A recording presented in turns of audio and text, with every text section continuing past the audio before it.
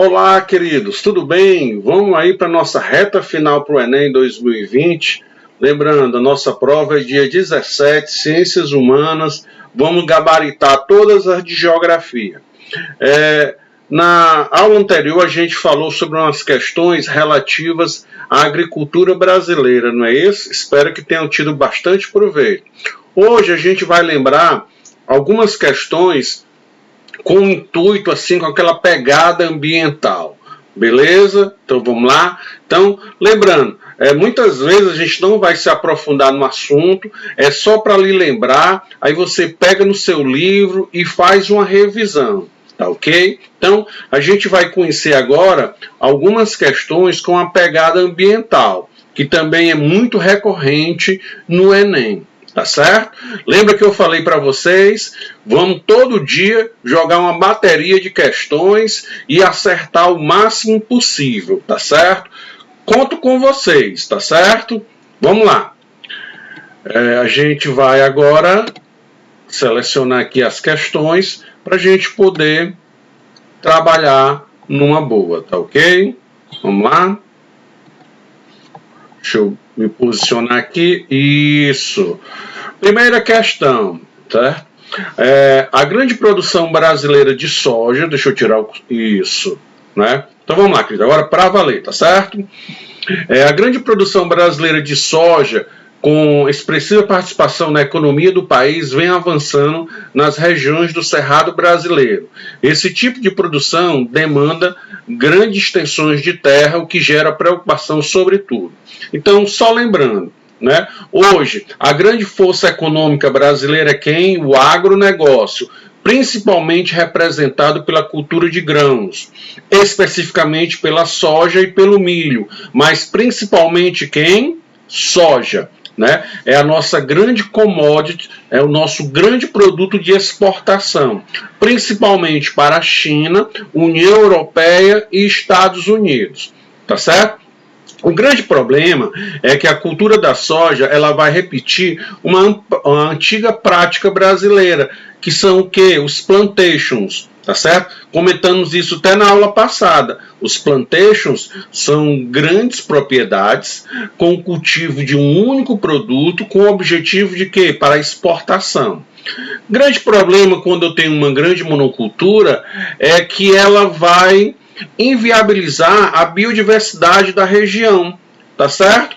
Aonde, quando eu cultivo um determinado produto, exclusivamente ele, eu tiro todas as características, tá certo? Daquele espaço, tá certo? Com isso, eu posso provocar super pragas, tá certo? E o principal, pessoal, é retirar a biodiversidade, a capacidade de produzir outros tipos, né, de plantações. Então, a melhor resposta, né, para essa pergunta aqui é a letra E, né? Sobretudo a questão que? Ambiental, porque reduz a biodiversidade regional. Falando nisso, lembra, a soja ela está em expansão no Brasil e uma nova área de atuação seria a Mapitoba, tá certo? A nova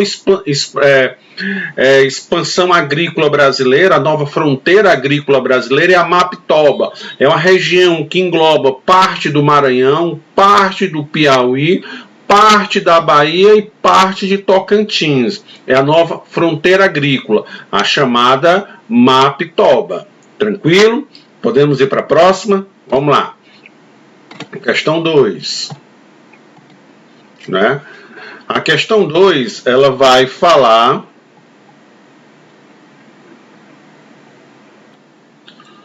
Bom, a questão 02, ela fala de um grande problema, né, no nosso mundo atual, né, que é a questão do lixo. A questão do lixo, ela está ligada ao nosso desenvolvimento tecnológico e econômico, tá certo? Então vamos ver o que é que o textozinho diz, ó. Quanto mais desenvolvida é uma nação, mais lixo cada um de seus habitantes produz.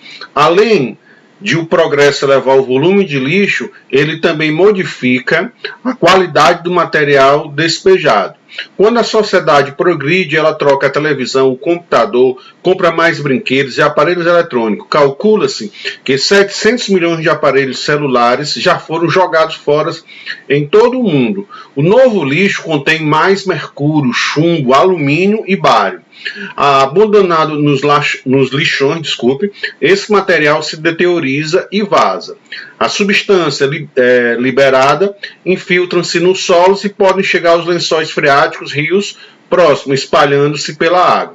Este é o grande problema, né, do lixo na sociedade moderna, né? Porque hoje o lixo está repleto desses elementos químicos, como a gente já falou. A gente sabe que a destinação correta do lixo seria o quê? Os aterros sanitários. Infelizmente, não são todas as cidades que possuem aterro sanitário. E normalmente esses lixos são depositados aonde? Nos lixões. O que são os lixões? São depósitos a céu aberto onde não existe nenhum tipo de tratamento.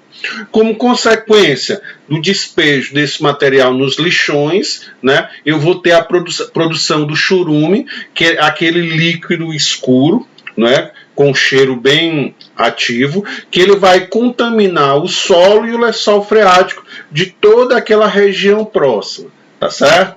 Bom, essa questão ela pede para a gente entrar naquela pegada do desenvolvimento sustentável. Tá certo? Que o desenvolvimento sustentável é o que? Nada mais, nada menos do que o país crescer, tá certo? Mas com aquele ideal de preservação. Então aqui a resposta que vai melhor se encaixar é a letra D, aonde ele diz que o desenvolvimento sustentável requer um controle e monitoramento dos efeitos do lixo sobre as espécies existentes em curso d'água, solo e vegetação. Então, toda a vida, quando a questão falar em desenvolvimento sustentável, deixa eu só me ajeitar aqui, pessoal, né? Em desenvolvimento sustentável, eu estou falando em relação a isso, ao controle melhor da situação. O desenvolvimento sustentável traz a ideia de quê? De continuar o desenvolvimento econômico, mas com um cuidado especial com as questões ambientais. Regis, isso na prática não existe. Isso é outra coisa.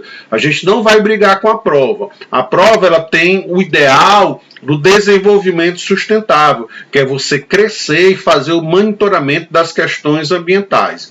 Isso na prática funciona? Nem sempre, pessoal. Tá certo? Mas na prova ela quer que a gente responda isso, que o desenvolvimento sustentável ele vai proteger o meio ambiente. Então a questão 2 é a letra D, tá certo? Prosseguindo. Questão 3, a gente vai continuar falando sobre a questão dos lixos, tá certo? Vamos lá. Nas zonas urbanas das grandes cidades, cada habitante produz cerca de 1 quilo de lixo diariamente. A maior parte desse material acaba sendo depositado em lixões ou aterros sanitários. Sobre esses 2 métodos de destinação do lixo, pode-se dizer. Então, o que acontece? O resíduo sólido, que é o lixo em nossa sociedade, em nossa cidade, ele vai ter 2 destinos. Um apropriado e um inapropriado. O inapropriado são os lixões, são terrenos baldios, onde o lixo é jogado sem nenhum tipo de cuidado, tá certo? Onde as pessoas vão catar lixo, vão se contaminar, ficam convivendo com ratos, baratas, animais, né? E, além do mais, esses lixões eles vão produzir, como eu já falei na questão anterior, eles vão produzir o que, pessoal? O chorume esse que vai contaminar a vegetação próxima ao aterro sanitário, aos lençóis freáticos e ao solo. Então é a maneira inadequada, né, da gente colocar o lixo. A maneira adequada são os aterros sanitários, né, que são um depósito criado em valas. Essas valas são cobertas por uma manta asfáltica e na qual há uma tubulação que vai drenar o chorume este que vai levado para piscinas, né, de tratamento químico, só depois de ser retirado todas as impurezas, retirado todo o material poluente, né, esse chorume volta ao meio ambiente em forma de água tratada, tá certo? Então, esse é o tratamento correto. Então, na letra E, ele diz assim, ó, os aterros, assim como os lixões, produzem o gás metano e o chorume, mas nos aterros há controle sobre a produção e drenagem desses produtos, de modo a não contaminar o solo e a atmosfera. Então, a ideia é exatamente essa, que no aterro sanitário há todo esse controle. Além do mais, pessoal, eu comentei especificamente sobre a questão do chorume, mas tem a produção também do gás metano. Lembrando que o gás metano é um dos principais responsáveis, né, pelo efeito estufa. Né? Então a gente tem que ter muito cuidado com a produção do lixo. Além dele produzir o chorume, vai produzir metano, tá certo? E nos aterros sanitários vão existir projetos de aproveitamento desse gás metano, tá certo? Coisa que não existe esse aproveitamento nos lixões, tá ok? Bom, questão 4, né, agora? Isso. Três consequências da poluição atmosférica são a destruição da camada de ozônio, tá certo? O efeito estufa e as chuvas ácidas. Os principais gases envolvidos na A, na B são... Bom, então quando a gente fala do efeito estufa, a gente está se referindo ao clorofluorcarbono, o CFC. Tá certo? Lembrando que se a Terra não estiver protegida por essa camada de ozônio, a incidência de câncer de pele vai aumentar significativamente bem. Então, uma das notícias positivas é que um dos poucos tratados ambientais que funcionaram foi o Tratado de Montreal, que vai falar exatamente sobre a camada de ozônio, tá certo? Então, a camada de ozônio, né, ela fica enfraquecida com a utilização do clorofluorcarboneto, os gases CFCs. Mas hoje em dia a sociedade já arranjou um substituto, né, e esse é um dos problemas de menor impacto hoje em dia nas questões ambientais. O efeito estufa, principalmente pelo dióxido de carbono. Né? A produção excessiva de carbono faz haver o aumento do efeito estufa. O efeito estufa, que é um efeito natural, tá certo? No entanto, hoje em dia a gente percebe um incremento bem maior, né, no aumento da temperatura devido à grande produção do dióxido de carbono. As chuvas ácidas, né? As chuvas ácidas, elas estão normalmente ligadas, né, àquelas áreas industrializadas, onde eu tenho uma grande produção de dióxido de enxofre, tá certo? Então, devido à poluição causada pela fumaça das fábricas e dos automóveis, né, nos grandes centros industriais do mundo, aqui no Brasil a gente pode dar exemplo de problemas com chuva ácida em São Paulo. Agora, a grande característica é que normalmente no local que se produz aquela chuva ácida não acontece na prática, porque o vento leva e cidades vizinhas sofrem como consequência.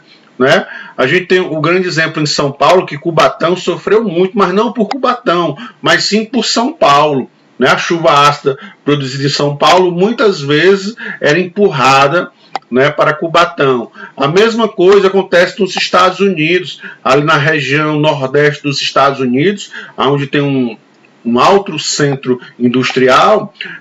Muitas vezes essa parte dessa chuva ácida ela vai para o Canadá. Então o Canadá tem um pedaço que tem chuva ácida, mas devido a sua proximidade com os Estados Unidos, e o vento é levado, assim levando a chuva para outras regiões. Tá certo? Então, quando se fala na camada de ozônio, é o gás CFC, o fluorcarbono. Quando a gente fala em efeito estufa, a gente vai lembrar o quê? Do chamado dióxido de carbono. Quando a gente vai falar em chuvas ácidas, né, a gente vai falar em dióxido de enxofre. Regis, eu não me lembro mais desse assunto. Pronto, esse é o objetivo. Aí você vai lá no seu livro, você vai lá na sua apostila, você vai lá no seu caderno que eu anotei tudo para você. Você faz uma revisão. Vai que cai uma dessas coisas aí. Tá certo? Dá uma olhada também, que é muito bom de cair, a questão das ilhas de calor nas grandes cidades. As grandes cidades estão repletas de asfalto, de vidro, falta de área verde, fazendo com que aquela área central da cidade seja mais quente do que as áreas periféricas. E a isso eu chamo de quê? Ilha de calor, queridos. Faz essa revisão, né? Dá uma revisão aí nos seus cadernos, nos seus livros. Camada de ozônio, efeito estufa, chuva ácida e ilha de calor. Pode contar, um desses 4 vai cair lá no Enem e você vai acertar, tá ok? Vamos aqui, questão 5. Olha aí as coisas bonitas aparecendo. Conforme o painel intergovernamental sobre as mudanças climáticas, mais conhecido como o IPCC, o aumento da temperatura média global nos últimos anos deve-se principalmente à emissão dos gases do efeito estufa, né? Lembra? O metano é um deles, tá certo? Provocado pelo homem. Este aquecimento é dado o nome de, toda vida, já falei em sala de aula, que a gente for fazer a referência ao ser humano, nós estamos falando que as questões antrópicas, tá certo? Então ele está falando que esta mudança do aquecimento global é uma ação antrópica. E qual é a melhor resposta que vai encaixar? O aquecimento global antropogênico, um nome estranho, complicado, mas a coisa mais simples do mundo que ele está dizendo, que o aquecimento global é responsável de quem? O homem. O aquecimento global causado pelo homem. Aí ele usa um termo diferente, aquecimento global antropogênico. Olha aí, caiu uma dessa, você sabe. Talvez nem caia, mas vai em algum momento, com certeza, fazer referência a essa palavra, antrópico, antropogênico. Toda vida que tiver esta expressão, ele está falando da ação do homem, queridos. Tá certo? Firme e forte. Vamos lá para a próxima questão. Questão 6, né? Vai falar um pouquinho do aquecimento global. O aquecimento global é uma consequência das alterações climáticas ocorridas no planeta. Diversas pesquisas confirmam o aumento da temperatura média global, conforme cientistas do painel internacional de mudanças climáticas, o IPCC, que já comentamos na questão anterior, da Organização Mundial das Nações, a famosa ONU.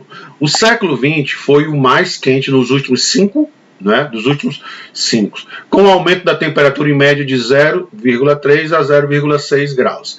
Esse aumento pode parecer insignificante, mas é suficiente para modificar todo o clima de uma região, afetar profundamente a biodiversidade, desencadeando vários desastres ambientais. Marque a opção que indique uma das fontes de produção de energia abaixo listada, a mais recomendável cientificamente para diminuir os gases causadores do aquecimento global. Normalmente os gases causadores do aquecimento global são chamados o quê? Combustíveis fósseis, né? São os advindos do petróleo, tá certo? Do carvão mineral e do gás natural. Então, gasolina vem da onde? Petróleo, combustível fóssil, né? Responsável pelo aquecimento global. Óleo diesel, petróleo. Carvão mineral, outro combustível fóssil. Gás natural, outro combustível fóssil. E a energia que vai causar menos impacto para o aquecimento global é a energia eólica, tá certo? A energia dos ventos. Lembrando, né? Ela vai causar menos impacto no aquecimento global, mas lembre, toda e qualquer fonte de energia, ela causa impactos ambientais. Então, a energia eólica, ela causa também, sim, o quê? Impactos ambientais. não é um impacto do aquecimento global, tá certo? A energia eólica, ela modifica a rota migratória das aves, ela causa um impacto visual, tá certo? Ela diminui a dinâmica, né, das dunas, tá certo? Então, tem um conjunto de impactos que é bom você dar uma revisada aí, tá certo? Questão 7, tá certo? A questão 7, ela diz o seguinte: nos últimos anos, observa-se um aumento crescente no gás carbônico na atmosfera. Entre outros efeitos, o excesso, né, do gás carbônico pode contribuir. Uma questão simples para a gente novamente voltar sobre a questão do quê? Do aquecimento global, tá certo? Do efeito estufa, tá certo? Que causa esse aquecimento. Lembrando, o efeito estufa, ele é importante para a vida, tá certo? Se não tivesse o efeito estufa, a Terra seria tão fria que não haveria vida na Terra. Então, o efeito estufa é um fenômeno natural e importante para a vida. O grande problema, tá certo, é o percentual a mais, né, do CO2.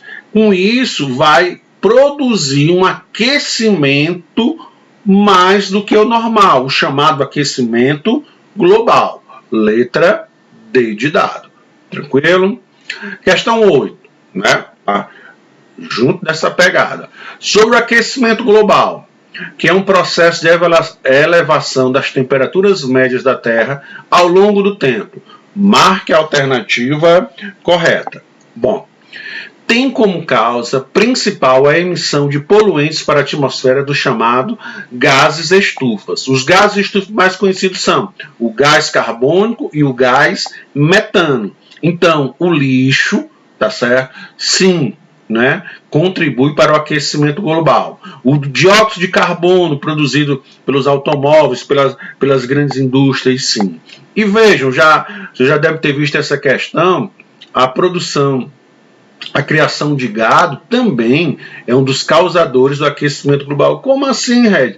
Porque as flatulências, os puns, né, dos bois, pessoal, produz o que? Gás metano. E nós somos um dos maiores produtores mundiais, né, de carne bovina. Então, nós estamos aí aquecendo o mundo, né, através do pum, né, da criação do gado brasileiro. Mas a Índia tem o maior rebanho do mundo, viu, pessoal? O maior rebanho do mundo é o da Índia. Só que a Índia, ela não mata seu rebanho, por ela considerar o boi um animal sagrado, a vaca. Diferente do Brasil, que é todo para o abate. Questão 9. A questão da palavrazinha mágica, desenvolvimento sustentável. Termo esse que acompanha todas as questões ambientais. A expressão desenvolvimento sustentável é amplamente empregada para designar a preservação da natureza com vistas à promoção de uma maior conscientização ambiental na sociedade. Esse termo designa especificamente o que, pessoal? Tá certo? Bom, quando eu falo em desenvolvimento sustentável, eu estou querendo dar aquela ideia que eu posso sim usar a natureza, tá certo? Mas de uma maneira racional, que as gerações futuras assim poderão usar. Então, a alternativa D, ela vai ficar mais interessante. A ampliação das medidas socioeducativas para o uso consciente da natureza, de modo a garantir, sobretudo, o desenvolvimento econômico e urbano. Então, o termo desenvolvimento sustentável é exatamente isso. É eu poder usar a natureza, né, para produzir bens para a sociedade sem exterminá-la. O tópico, né, mais desenvolvimento sustentável é isso. Não vamos brigar, vamos acertar a questão. Tá. E, finalmente, a questão 10, né, retrato dos dois Brasis. Vejam aí, ó. Na década de 50, no ano da primeira Copa realizada no Brasil, uma geladeira era feita para durar décadas. A indústria ainda não adotava a chamada obsolescência programada. Em 2014, não passa um ano do lançamento de um modelo de um novo iPhone, né? E é anunciada já outro, cada ano é um celular diferente, né? O texto apresenta uma das características da globalização, que é a obsolescência programada, que pode ser entendido. A obsolescência programada é a gente comprar um objeto com tempo marcado. Eu estou com esse celular aqui, pessoal, tá certo? Mas ele vai perder a validade, vai ser lançado um mais novo. E o que é que eu vou fazer? Eu vou descartar, eu vou gerar lixo, né? E lembra, hoje o lixo tecnológico tem o quê? Diversos elementos químicos que vão contaminar o meio ambiente. Então, essa questão da obsolescência programada, além de ser uma questão sobre globalização, ela é também uma questão relativa, o que, queridos? Ao meio ambiente, tá certo? Então, a obsolescência programada é a fabricação de bens com curto prazo de validade para o aumento de vendas, tá certo? De modelos mais novos, tá certo? Então, eu não tenho mais produtos de vida longa, porque o grande objetivo é que ele deixe de funcionar e a gente consuma cada vez mais. E com isso, cada vez mais eu vou gerar lixo, gerando o quê? Infelizmente, os impactos ambientais. Tranquilo?